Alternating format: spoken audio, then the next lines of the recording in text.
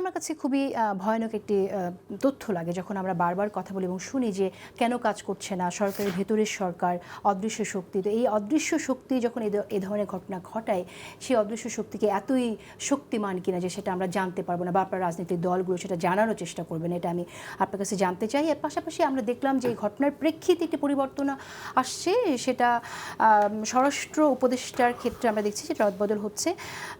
এখন দায়িত্ব নিচ্ছেন ডক্টর খলিলুর রহমান স্বরাষ্ট্র উপদেষ্টা হিসেবে। আপনি কি মনে করেন যে তার দায়িত্ব নেওয়ার ফলে কি পরিবর্তন আসলে আসবে? আপনি আশাবাদী কিনা, কিভাবে দেখছেন? আমি লাস্ট কথাটা এক লাইনে বলি, আমি কোনো আশাবাদী না এই ব্যাপারে। যাহা বা অন্য তাহাই তেপ্পান্ন, আমার কাছে এরকমই মনে হয়। কারণ একই জায়গা সরকার, খালি চেঞ্জ করা, এক চেঞ্জের মধ্যে এরকম আমি পররাষ্ট্রে এমন কিছু তার দেখিনি যে আমি খুব আশাবাদী হতে পারি।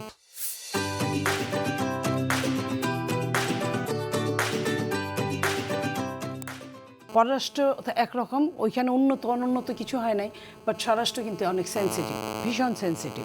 সো আমি এটা আশা করতে পারি না, কারণ উনি অনেক এই দেশের সম্পর্কেই তো উনি অজ্ঞাত অনেক কিছু। উনি দেশেই ছিলেন না, উনি এই দেশের পালস বোঝেন না, সেটা কি করবে। আর দ্বিতীয়ত আপনি যেটা বলেছেন যে লেইস্টারের যে যখন আগুন দিল, যখন অ্যাটাক করলো, তখন আমাদের যেটা, আমি ব্যক্তিগতভাবে যেটা বলি, আমি বুঝেন ওই সময়টা অনেক রাত। আমি টিভিতে দেখছিলাম, বিভিন্ন জায়গায় কথা বলছিলাম দলের নেতাদের সাথে, সাংবাদিকদের সাথে, এবং আমি পরের দিন থেকে আমি সবগুলো টকশোতে এই কথাটা উল্লেখ করেছি।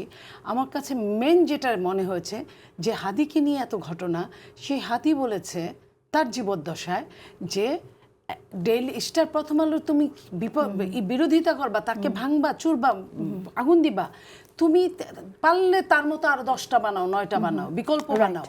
তো যে মানুষটা এটা বললো, এবং হাদির দলের কতজন লোক হাদির দল করতো তার জীবদ্দশায় বা এখন আমরা জানি, তাহলে এই এত লোক কোথা থেকে আসলো? Number 1 point. নাম্বার 2 পয়েন্ট, যারা প্রথম আলো ডেইলি স্টার ভাঙলো ওপেন, তাদের মুখ আমি দেখতে পাচ্ছি, আপনি দেখতে পাচ্ছেন, সরকার কেন দেখতে পায় নাই? তাদের কেন সরকার অ্যারেস্ট করছে না, করে নাই? তখন অ্যারেস্ট হয়েছে, আমি ওইটা পরে, তখন হ্যাঁ চাইলে সরকার অনেক কিছু করতে পারতো। পরে 3 নাম্বার যেটা, সরকারের কি শুধু ফোন করে অনুকম্পা দেখানো, সহানুভূতি প্রকাশ করা কথা না, সরকার অ্যাকশনে যাওয়ার কথা। সাথে সাথে কতটুকু অ্যাকশনে সরকার গিয়েছিল, এইখানেই কিন্তু নাহিদের ওই প্রশ্নের উত্তরটা লুকিয়ে আছে। এবং নাহিদ নিজে অ্যাডভাইজার ছিল, সেই সরকারের একটা অংশ ছিল। সরকারের একটা অংশ থেকে যদি বলে মন্তব্য করে, তখন সেটা বিশ্বাস করা তার যথেষ্ট মানে কি কারণ আমি আছে। অবিশ্বাস তো কিভাবে তাহলে করব? যদি সিচুয়েশন হয়, আপনারা যদি আসলে এটা বিশ্বাস করেন, তাহলে এই সরকারের কাছ থেকে আপনারা একটা নিরপেক্ষ নির্বাচন পাবেন, সেটা কেন বিশ্বাস করছেন? আমি বিশ্বাস করি না, বাট আমি যে দল করি সেই দলের নীতি নির্ধারক মহল যদি মনে করে যে হ্যাঁ আমার শক্তি আছে, সামর্থ্য আছে, নির্বাচনটা দিলে আমার সাথে বাই হোপ অ্যান্ড বাই ক্রোক, আমার সাথে কেউ শুদ্ধ ভাষায় আসলে আমি শুদ্ধ ভাষা প্রয়োগ করব, অশুদ্ধ ভাষা আসলে আমি অশুদ্ধ ভাষা প্রয়োগ করব, যদি এটা মনে করে, আই ডোন্ট নো, বাট আমি আমার জায়গা থেকে আমি ব্যক্তিগত এটা অ্যাপ্রোচ করলাম। আমি ওইখানে হলে আমি বলতাম, আমি এই সরকার, যে সরকার মিনিমাম অস্ত্র কোথায় উদ্ধার করবে, খোয়া যাওয়া অস্ত্র কোথায় উদ্ধার করবে, সেইখানে আরো আচ্ছা, আমি জাস্ট 2 মিনিটসে শেষ করতে চাই। ঠিক এই একই প্রশ্ন পরিবর্তনকে কিভাবে দেখছেন? স্বরাষ্ট্র মন্ত্রণালয় পরিবর্তন, এখন নতুন উপদেষ্টা দায়িত্ব নিয়েছেন ডক্টর খলিলুর রহমান। দুজনের কাছে শুনবো, পাশাপাশি নিরপেক্ষ নির্বাচনকে আপনারা আশা করছেন কিনা? একদম সিফাত, আপনি যদি আগে বলেন। সালাউদ্দিন সিফাত। নিরপেক্ষ নির্বাচনের জন্য তো অনেকগুলো প্রতিষ্ঠান কাজ করতে হবে, শুধুমাত্র স্বরাষ্ট্র বা এরা কাজ করতে হবে না। নির্বাচন কমিশন থেকে শুরু করে আমরা কিন্তু অনেক জায়গায় কিন্তু নিরপেক্ষ ভূমিকা দেখতে পাচ্ছি না। মানে একটা হচ্ছে হয়তো সেন্ট্রাল একটা হিসাব, আবার আপনি যখন গ্রামাঞ্চলে যাবেন, তৃণমূলে যাবেন, সেখানে আমরা দেখতে পাচ্ছি যে যদিও বিএনপি বলছে যে তাদের কর্তৃত্ব নাই বা নেতৃত্ব নাই বা নিরপেক্ষতা তারা জায়গাটা তারা খুঁজে পাচ্ছে না, কিন্তু দেখা যাচ্ছে যে বিভিন্ন এলাকাতে, বিভিন্ন অঞ্চলে, বিভিন্ন জেলাতে যারা পুলিশের দায়িত্বে আছেন কিংবা অ্যাডমিনের দায়িত্বে আছেন, সেসব জায়গায় দেখতে পাচ্ছি আমরা বিএনপির এক ধরনের কর্তৃত্ব প্রভাব কিন্তু আছে। ওকে, আমার হাতে একেবারেই সময় নেই। জুনায়সাকে আপনার কাছ থেকে শুনতে চাই, পরিবর্তনকে কিভাবে দেখছেন? ডক্টর খলিলুর রহমান দায়িত্ব নিচ্ছেন স্বরাষ্ট্র উপদেষ্টা হিসেবে, আমরা যতদূর জেনেছি, আপনার কাছে কি মনে হয় কোনো পরিবর্তন আসবে কিনা?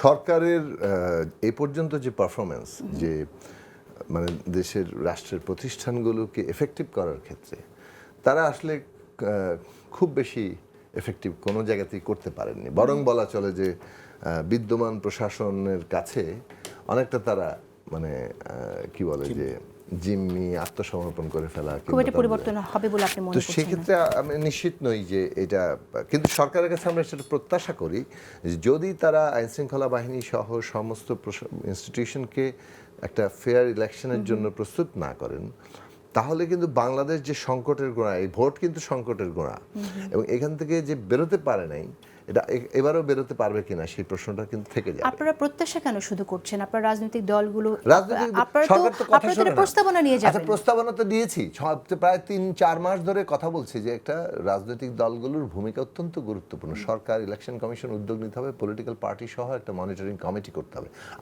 আমি অভিযোগ কার কাছে জানাবো? স্বরাষ্ট্রমন্ত্রী আচ্ছা, রিচ করা যাবে? আমরা আশা আপনি করি যে পুলিশ কথা সরকার শুনবে? আপনাদের যে অ্যাডভাইস, সেই অ্যাডভাইসগুলোকে গুরুত্বের সাথে বিবেচনা করবে। যেটা আপনি বললেন যে আজকে শপথ নিবে, আর যখন ইসির কাছে সমস্ত ক্ষমতা ইলেকশনের 2 মাস আগে, এখন তো সরকার চেঞ্জ করতেই পারে না।